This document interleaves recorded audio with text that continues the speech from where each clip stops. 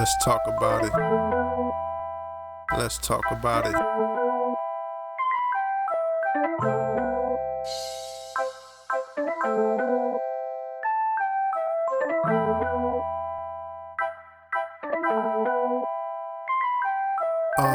Pull up a seat, there's something unique. You now tuned into something you ain't know that you need. Let's talk about it with Brenda. This high level conversations. Engage the community and change the vibrations. No more casualty, no matter nationalities. Let's have real talks and cut out all the fallacies. It's hard to change the circumstances being negligent. Empowering the people, you could be the president. Let's start programs and reach all the youth. If history been twisted, we should teach all the youth. No more politicking, putting pressure on the politicians. We need legislation that'll change our conditions. Meet me at the round table and let's conversate. Make a plan to action, cause ain't no time to wait. Let's change the fate, cause it ain't no more go along. You can always tune in here to know what's going on. You got something on your heart, let's talk about it. You need to find a place to start, let's talk about it. Community and unity, let's talk about it. You got something on your mind, let's talk about it. Good afternoon, and welcome to Let's Talk About It with Brenda Coles. Thank you everyone for joining the podcast. On our last day of March, I am so glad to see that you have joined me today. I have a very special show that I want to talk to you about today. As you see, I don't have a special guest because today we're gonna uplift our sister Bernadette and her family, and she was on our show last week, so we're gonna talk about that, and we're gonna talk about why we are uplifting her today because of my heart being heavy and what has gone on in her family since we have last been on the show. So, but this is why it's so important when we talk about grassroots advocates, the grassroots work that really has to be done, and the real work on the ground. We're going to talk about. I want you to understand the real concern for when I have for not just my family but also for yours. I don't just have that, but those of us that are actually on the ground doing the work every day with families, this is the concerns that we all have. Now, I definitely want to remind everybody that, I am here on Sundays at 2 p.m. And every Sunday at 2 p.m., I definitely want you to tune in to Let's Talk About It with Brenda Coles. I want you to be able to share this podcast with your friends and family, because moving forward, we are going to be we have an election season here in Virginia. Very important. So I'm going to be getting into talking about those candidates that are running. I'm going to reach out to those candidates, see if they want to come on the show and talk about what it is, what are their platforms, and what are they going to do? Because what I want to know is that, what are you going to do for the black communities? You know what? We're going to have to start talking about the black communities specifically. We're going to have to. We don't have a choice anymore, because this is not between us and them. They made the choice, not us. Okay? Now, we all got to work together. Okay? I believe that. But you are not going to but one thing you're not going to do is not have me believe, or my kids, or my grandkids to believe they're not black, and what you're doing in our communities, and the fear that you're bringing in our communities. And this is why what I'm going to talk about in a few minutes is going to be so important. What you're not going to do is continue to bring this fear in our communities and think that we are not going to stand up and speak out about it. So, and for those of you that tuned in to my podcast on last week, which I hope you did, and if you didn't, then I think you need to go back and take a look at it, because I had on Bernadette Lark, one of the fiercest advocates that I know in my lifetime, and I've been doing this, and I've said it, and I will continue to say it for 40 years. And so, but Bernadette is a fierce, and when I mean fierce advocate. And so Bernadette did share with the audience on for the listening audience last week, that she talked about what had happened to her son. Her son Anton, she owns a daycare. Or a Montessori school. And she sent, her son noticed that the bubble machine at the school was low on batteries. She sent him to the store down the street and Dollar Tree down the street to get batteries for the bubble machine. And when he came back, you will see that her son, and she talked about it, tackled and choked by Roanoke City, Virginia police. Tackled and choked and for no reason, no apparent reason. Now, Bernadette talked about it on this show on last week.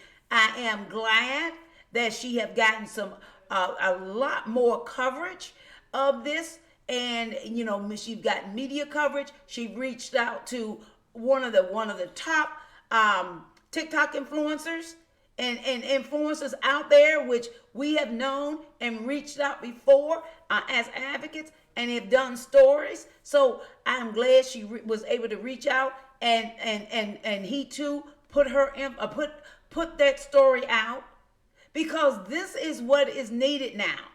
We're going to have to start understanding that we can no longer just sit around and think that it's okay. Now, I also want to mention, after talking to Bernadette, this has been traumatic for this family.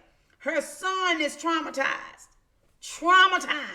And if you think that when police don't come after you and they don't threaten you and they don't tackle you, and you think your child, I don't care if it's a little child, because I've been through it.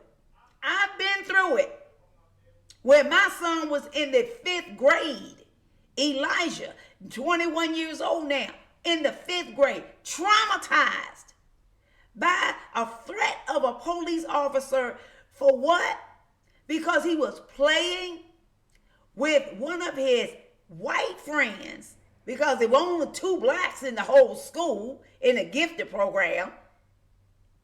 And Elijah gets threatened of jail time, and you think that these kids are not supposed to be traumatized? And now her son tackled, choked by Roanoke City police, and this young man is traumatized.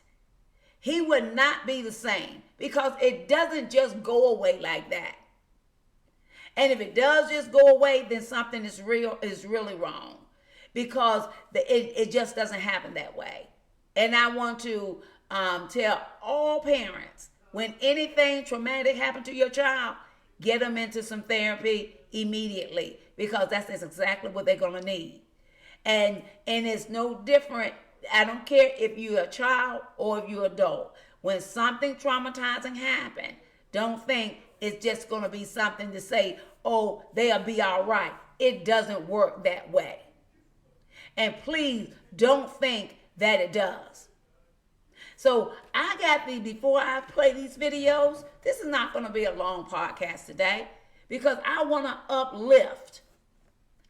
uplift my sister Bernadette and her family and her son Antoine, that went through this hell, this unnecessary hell. I want to uplift them today. But I want to remind all of you that it's not it's when. When this happens to your families, see, you call us. So see, when I ask you to support and when I ask you to share, I mean that. I'm asking you to support and I'm asking you to share. Share the podcast. Share the videos. Why? Because it's utmost important. It's important to all of us. Because I'm telling you, it's not if this happens to you or your loved one or someone in your family. It's when.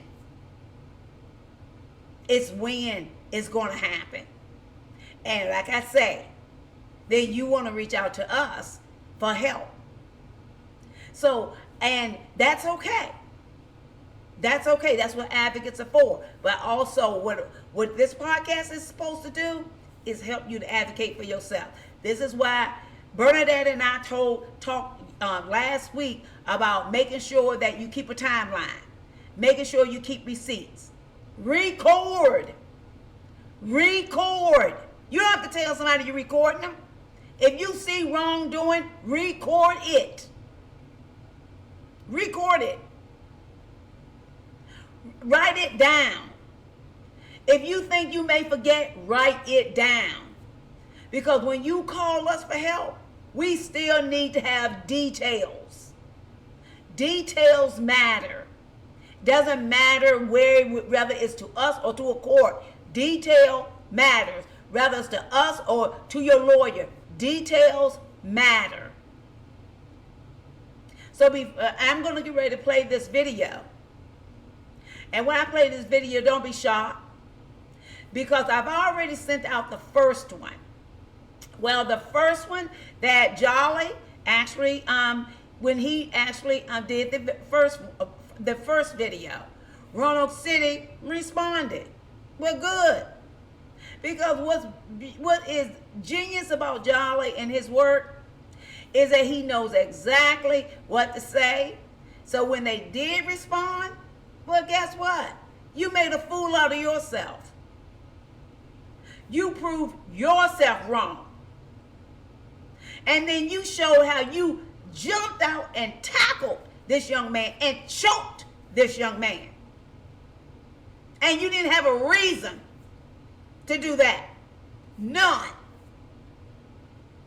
No reason. So I want you to watch the first one that you will see, and then the second one you will see will be then the second one, because of the response that all of a sudden Roanoke City wants to respond to what they have then come in front of their face. So here's the videos. Hey, harder than that week, man. Hey, why did y'all do that? Why the fuck y'all do that? He was bringing me batteries. He was bringing me batteries. Not too much on her.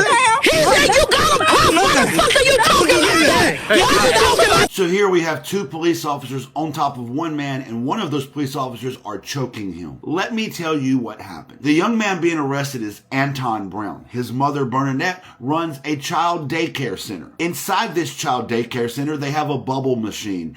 Anton noticed the bubble machine needed some batteries. You can see him here checking the machine, and you can see the date time stamp on the machine of 12/31. Anton got in his car and drove 2 miles down the road to a Dollar Tree, where he purchased batteries for the bubble machine. Here's the receipt. You can see the date time stamp on the receipt of 12:43. 12 minutes after checking the bubble machine, he is purchasing batteries for the bubble machine. He then drives back to the daycare center to give the batteries to his mother, but as he gets out of his car to give the batteries to his mother, he gets tackled. Why are you choking my son?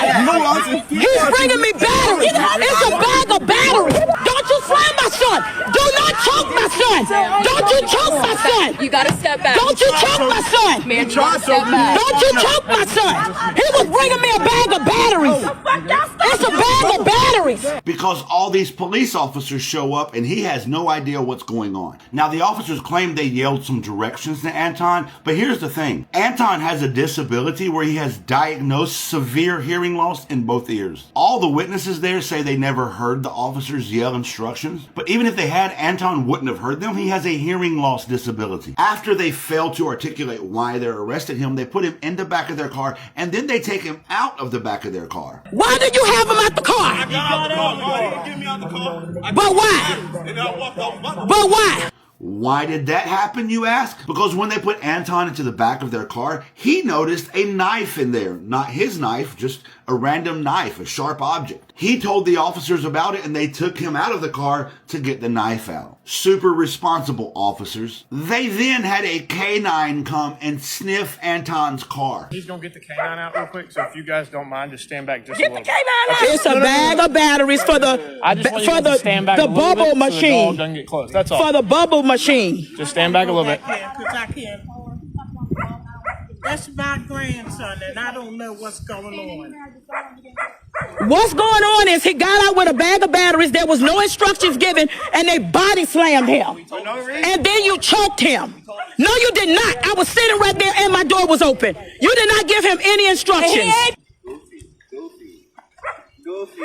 Ain't gonna find nothing. Dumbasses. Dog.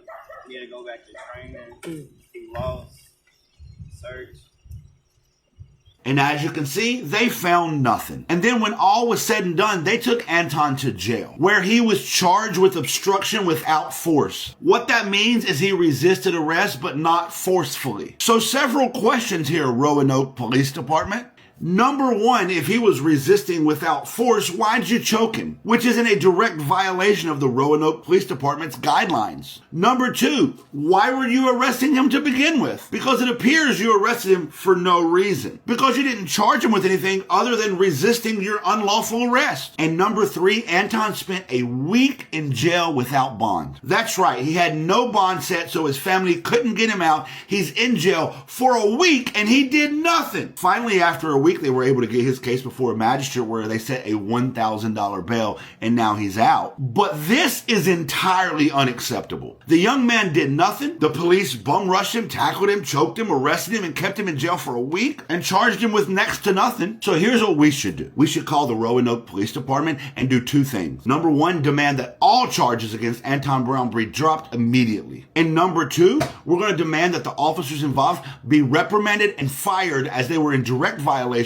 of Roanoke Police Department's policy against chokeholds. These thugs should be held accountable. Okay, the Roanoke City Police Department has released the body-worn footage of the arrest. If you don't know what I'm talking about, watch my previous video. Anton Brown was arrested without cause in Roanoke City, Virginia, and then held for 1 week without bond. So before we watch the body-worn camera footage, let's read the caption on their post. The Roanoke Police Department is aware of social media allegations. Hi, it's me. I'm social media allegations. And what I'm about to prove through this video is that what I said in my video is not just allegations, but you proved it correct. Regarding a recent traffic stop, in the interest of transparency and fostering trust within our community, we are releasing the full body camera footage from the arresting officer. On March 18, 2025, Roanoke police officers observed a black BMW speeding. The vehicle's license plate and distinctive front end damage matched a vehicle that was speeding and fled from officers when they attempted a traffic stop on January 1st, 2025. Let's address a couple things in just the caption. What do you mean you observed them speeding? So you didn't clock it through a radar gun. You just saw with your eyes, they must be speeding. And then, of course, in the charging document, you didn't charge them with speeding. You also claim here that this person fled from a traffic stop January 1st, 2025. But again, in the charging document, you didn't charge them with fleeing the scene or fleeing officers. You only charged them with obstructing or resisting without force. So if these speeding allegations are true, why didn't you charge them? Additionally, when I show you the body-worn camera footage in just a moment, we're going to see how you never actually attempted to pull Anton over. Your first interaction with him was quick and violent. Let's watch the body-worn camera footage of Roanoke City Police Department arresting Anton Brown. Just slow this out again. Stay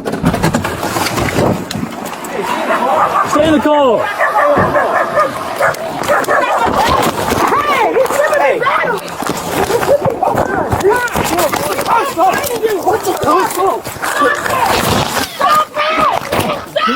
Put the cuffs on, bitch.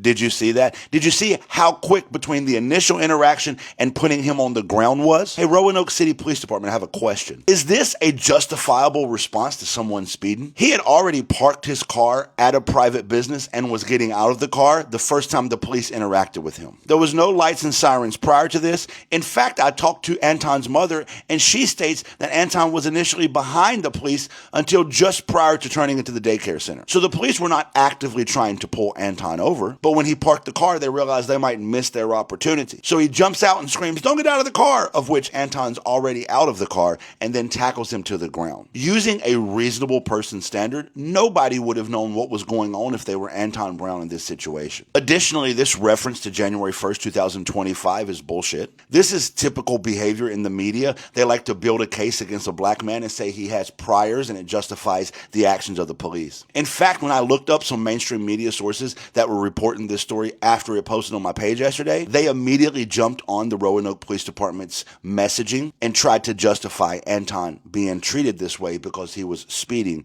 and fled from the scene in January. Both of which are allegations that there's no evidence to prove, he hasn't been charged with, and neither of which justify this treatment. So Roanoke City Police Department, maybe you think that you vindicated yourself with this video. You have only proven that the social media allegations were fucking true. If you would like to call the Roanoke City Police Department and ask them about this, here's their number.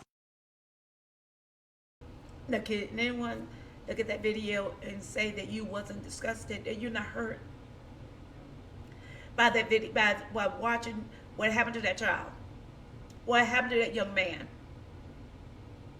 Can any of you honestly say that with a straight face? Not unless you're MAGAs.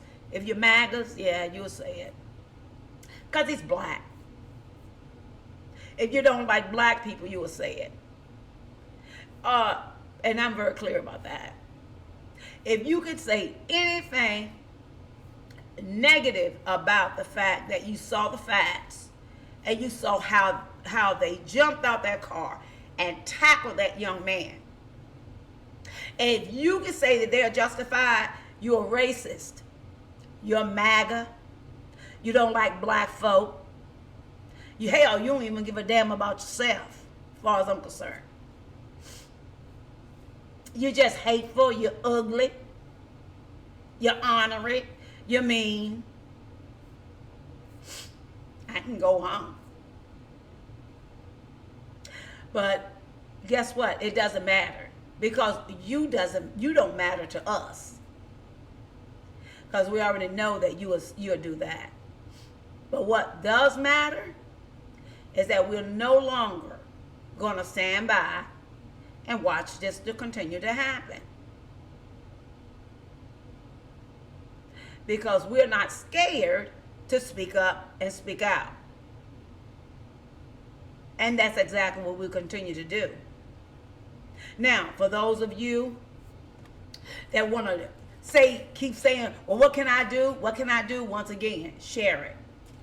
Share it, share it, share it. Please share it.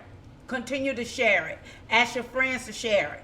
The other thing that you can do, call Roanoke City Police Department. Tell them to drop all charges against Anton Brown. Complain to Roanoke Police Department about the injustices of what they've done to this young man. Let me give you the phone number again. 540-853-2212. Again, 540-853-2212. Now, please, this is a clarion call to all of you that want to do something. This is a clarion call to all of you that say that you're no longer going to sit back. This is a clarion call to the national leaders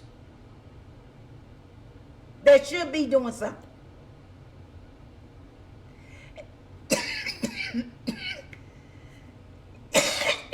Oh, please excuse me. Please don't do it for a photo op. Please. Don't do it for a photo op. To get into the media. Don't do it for that reason. I'm talking to the national leader. If you're going to reach out to this family, because trust me,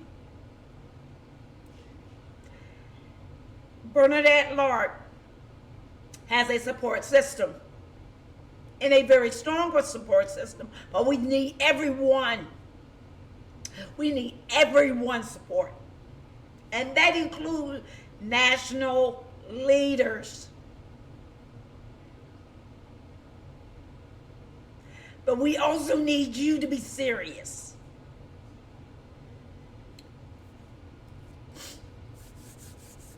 Now,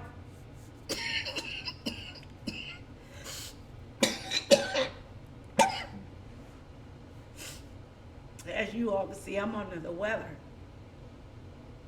But I wasn't going to let what I need to say go by today. But I definitely am under the weather.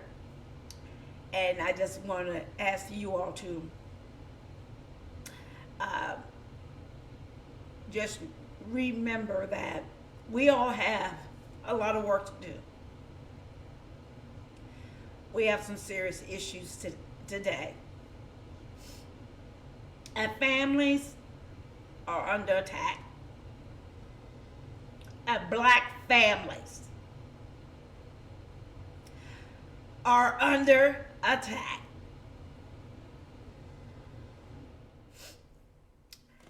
I want to ask those of you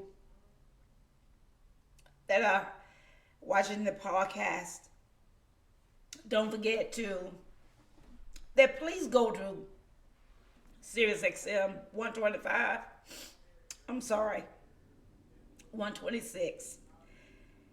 And it doesn't cost that much to join. Make sure you catch Karen Hunter, Clay Kane, Greg Carr, and Larry Favors. Please. We need to start getting our information that is truthful information. Not something that's false and made up and to make you scared and all this other crap that they want you to believe.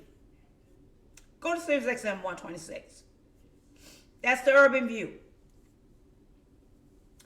And, like I said, there are a lot of wonderful, wonderful people that are also giving us great information. I love Eddie Claude Jr. and Jennifer Jones Austin, Angela Rye, Joy Reid, Tiffany D. Cross. Oh my God, there are so many until I know I will forget. I will forget because there are so many great people out here that are just giving us the information we need. I want to also remind you that Virginia have a very important election coming up. We have a governorship. We have attorney general. Those are two of the biggest. We want to also be in numbers in voting. There are a lot of candidates that are on the ballot that will be weeded out come the primaries, but we need to know what their platforms are. They don't get our vote. They don't get the black vote just like that anymore. They don't get the black vote just like that. And the black vote, well, you know what? We want to know your platform too. We want to know yours too. Because you're not going to get our vote either because you're black. Winsome Sears, Republican, running for governor of Virginia. Black woman that allowed herself to be used by racist Glenn Youngkin. Let's remember that. Got a bunch of them. So you got to remember, you got black folk that voted for Donald Trump. She won up. So I just want to remind you that I am going to be reaching out to the candidates and inviting them on to my podcast because we want to hear what they got to say. I don't want to hear any talking points though. But once again, I want to see you on next week, next Sunday, and at 2 p.m. And I'm looking forward to it. We're gonna have a good show, and so certainly join me on April the 6th. And we're getting through this year pretty quickly. So, and we're gonna be here. We are here in the spring. So, we definitely want to encourage you to certainly continue to support. And thank you for joining me today. And I look forward to seeing you next week on Let's Talk About It with Brenda Coles. Thank you.